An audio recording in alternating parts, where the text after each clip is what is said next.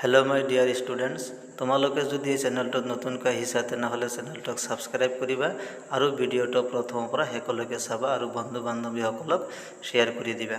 आजिर এই ভিডিওত প্রিপজিশন সম্পর্কে আলোচনা করিম। ইয়াতে এট ইন और অন এই তিনিটা প্রিপজিশন তোমালোকৰ কাৰণে লৈ আহিছো। এই তিনিটা ক'ত কেনেকৈ ব্যৱহাৰ কৰিব লাগে সেই সম্পৰ্কে আলোচনা কৰিম। সৰু ঠাইৰ আগত এট আৰু ডাঙৰ ঠাইৰ আগত ইন ব্যৱহাৰ কৰা হয়। আকৌ निर्दिष्ट समय अर्थात पॉइंट अफ टाइम बुझाबले एट व्यवहार करा है।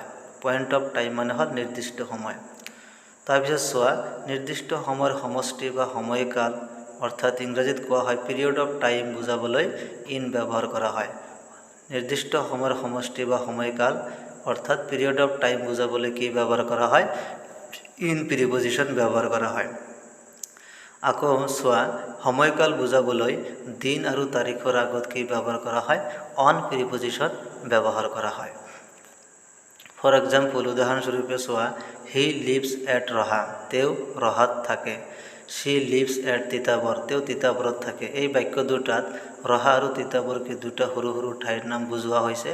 সেইকাৰণে ইয়াতে रहा और तिताबर आगत कि प्रिपोजिशन व्यवहार करा হৈছে एट प्रिपोजिशन व्यवहार करा হৈছে। कारण सरू ठाইৰ आगत कि प्रिपोजिशन व्यवहार करा হয় एट प्रिपोजिशन व्यवहार करा হয়। ठीक तेनेকৈ he lives in Guwahati she lives in Delhi डाঙৰ ঠাই সেইকাৰণে इन व्यवहार करा হৈছে।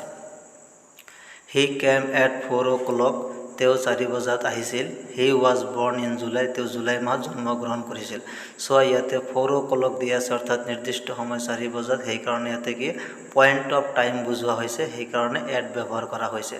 किन्तु जुलाई टू पिरियड अफ टाइम अर्थात समयर समष्टि बुझोৱা হৈছে अर्थात जुलाइर जिकोनो এটা দিনত সেইকাৰণে जुलाइर आगत कि व्यवहार करा হৈছে इन व्यवहार करा হৈছে। तारपिছত चोৱা Gita came in the afternoon गीताई आफ्टारनुन आवेली माনত आहिছিল। Sita will go on Monday याते आफ्टारनुन अर्थात एटु कि पिरियड अफ टाइम बुझोৱা হৈছে आवेली সময়ত সেইকাৰণে इन व्यवहार करा হৈছে। और सेकेंडत चोৱা सीता उइल गो ऑन मानडे मानडे कि तारीख बा दिन बुझोৱা হৈছে अर्थात तारीख बा दिनर आगत कि व्यवहार करा হয় ऑन व्यवहार करा হয় সেইকাৰণে ইয়াতে मानडेर आगत ऑन प्रिपोजिशन व्यवहार करा হৈছে। गतिके तुम्हारे ये मनत रखिबा दिन और तारीखर आगत कि व्यवहार करा है ऑन प्रिपोजिशन व्यवहार करा है। और निर्दिष्ट समय अर्थात पॉइंट अफ टाइम यदि बुझोৱা है तेनहले कि व्यवहार करा है एट व्यवहार करा है।